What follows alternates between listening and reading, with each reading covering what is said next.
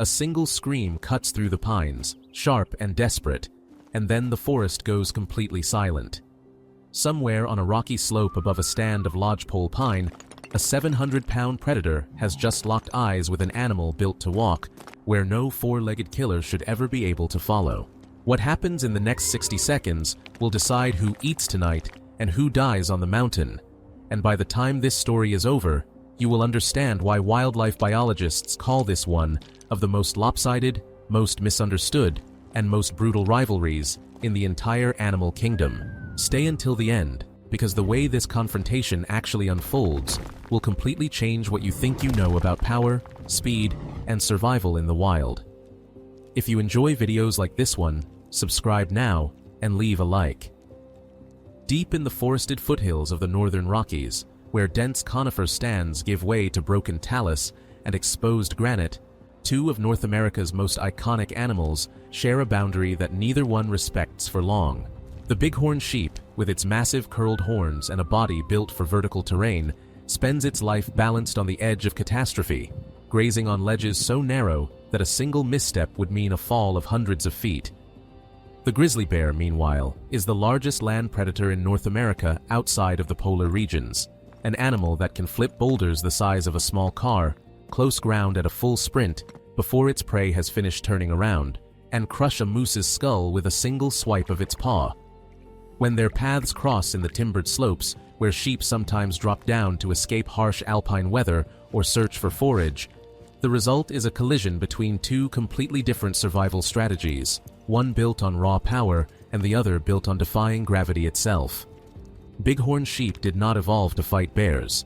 They evolved to disappear from them.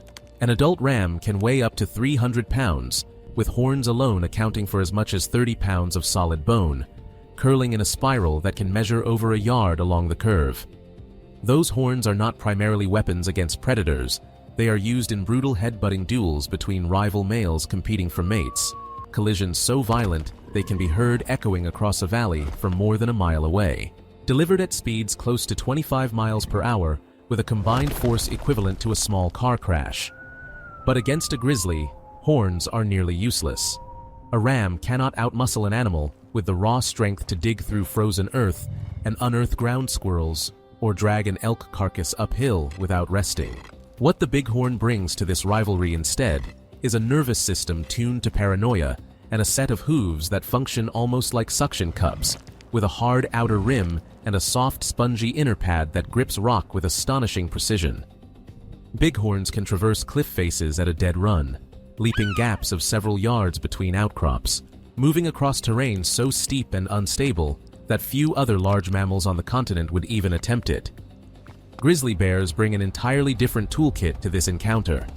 Despite their bulk, which can reach over 800 pounds in large males, grizzlies are shockingly fast over short distances, capable of bursts approaching 30 miles per hour on level ground. Their claws, often 2 to 4 inches long, are not primarily built for slashing flesh, but for digging, yet they double as devastating weapons when a bear commits to an attack, capable of shredding hide and muscle in a single motion. A grizzly's sense of smell is among the most refined of any land mammal alive, estimated to be several times more sensitive than a bloodhound's, allowing a bear to detect a carcass, a bedding site, or a vulnerable lamb from miles away, carried on shifting mountain air currents. Unlike wolves or cougars, grizzlies are not obligate pack hunters and do not typically specialize in chasing agile prey across dangerous terrain, because the math simply does not favor them. A bear that breaks a leg chasing a sheep across a cliff face is a bear that may starve before that leg heals, and evolution has punished that kind of recklessness for millions of years, so most grizzlies are opportunists rather than dedicated sheep hunters. That opportunism is exactly where this rivalry becomes deadly. Bighorn sheep are most vulnerable not on the sheer cliffs where they were built to dominate, but in the transitional forested zones between the alpine and the valley floor, places where timber, deadfall, and uneven ground erase their advantage in mobility and reduce their ability to see danger coming from multiple directions. Lambing season in late spring is the most dangerous stretch of the entire year. Ewes give birth on steep, isolated ledges, specifically to keep newborns away from predators. But lambs are unsteady on their legs for the first days of life, and sometimes must cross patches of forest or gentler slopes to reach better forage.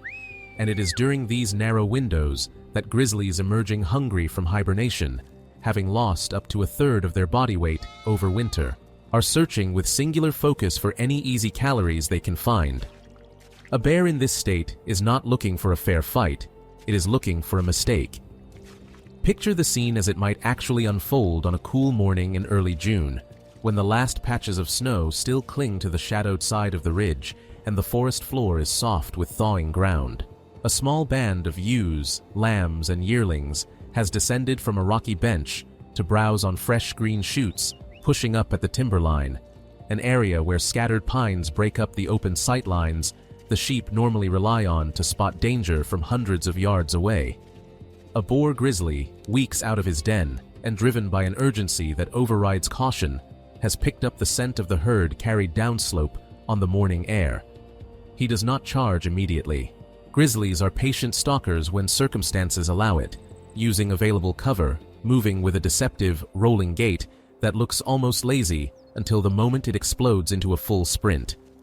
He closes the distance in stages, pausing behind fallen logs and clusters of young pine, reading the herd's body language, waiting for one animal, usually the youngest or the least experienced, to drift just far enough from the safety of the rocks.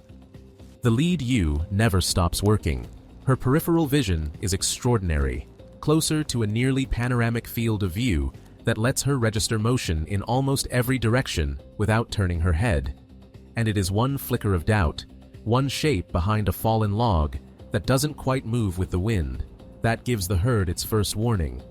Heads snap up in unison. This is the moment that decides almost everything about what follows. Distance to the rocks. The bench where they've been grazing sits nearly 80 yards from the nearest wall of broken cliff, close enough to matter, because a bighorn moving across genuinely steep ground can accelerate to speeds near 40 miles per hour on terrain that would kill nearly anything else attempting to follow at pace, including a grizzly, whose sheer mass becomes a liability rather than an asset the moment the ground turns vertical. But 80 yards is not the cliff itself, and the herd still has to cross that open ground to reach it. The boar breaks from cover the instant the ewes bolt, and his opening burst of speed is explosive enough to close 50 yards in roughly 4 or 5 seconds, plowing forward with brute momentum instead of picking delicate footing the way the sheep do. It is the yearling at the back of the group, not yet grown into an adult's reflexes, that falls behind. For a moment, it looks decided. A single strike from a grizzly's forepaw carries enough force to break bone and disable an animal instantly. And the gap between the boar and the yearling is now measured in strides, not seconds. Then, the old ram at the flank of the herd does something a bear rarely accounts for. Instead of continuing his own sprint for the rocks, he peels off and turns to meet the charge head-on, angling his skull to take the impact on the reinforced boss of horn, rather than let the yearling scrambling past him take the hit. It doesn't disable the bear, nothing at that range could. But the jolt of a 300-pound animal refusing to run is not what the boar was expecting, and the half-second of hesitation it buys is enough. The yearling reaches the first outcrop a stride ahead of the bear's next reach, and once the sheep are committed to truly vertical rock, the chase is effectively over. The boar pulls up at the base of the cliff, watching the herd scatter upward into terrain. His body was never built to follow, and after a long moment, he turns and walks back into the timber. Tonight, this particular bear goes hungry. Wildlife researchers tracking radio-collared sheep across parts of the Rockies, where grizzly populations have expanded in recent decades, have documented this exact pattern again and again.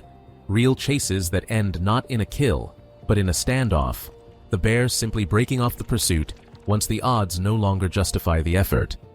Not every encounter plays out the way that one did, and habitat is usually the reason why. On open cliff and near vertical rock, bighorn sheep hold an overwhelming, almost unassailable advantage, and predation by grizzlies in that specific terrain is rare enough that biologists consider it a marginal cause of mortality compared to other threats the species faces, such as disease, harsh winters, or competition for dwindling low-elevation range.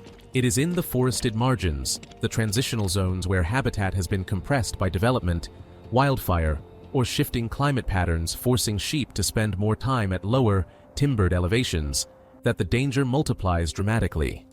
Conservation researchers have grown increasingly focused on these edge habitats precisely because they represent the pressure point where an animal built for the sky meets a predator built for the ground. And as human land use continues to fragment traditional bighorn range across the American West and Western Canada, more encounters are being pushed into exactly the kind of terrain where the bear, not the sheep, holds the upper hand.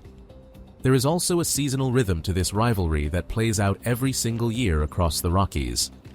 Spring is the season of maximum risk for the youngest and weakest sheep, as hungry bears emerge from hibernation and lambs are still finding their legs. By midsummer, as alpine vegetation flourishes and grizzlies gorge on berries, roots, and insects at higher densities, direct predation attempts on sheep decline sharply, not because the bears have lost interest, but because easier, less dangerous food sources are abundant.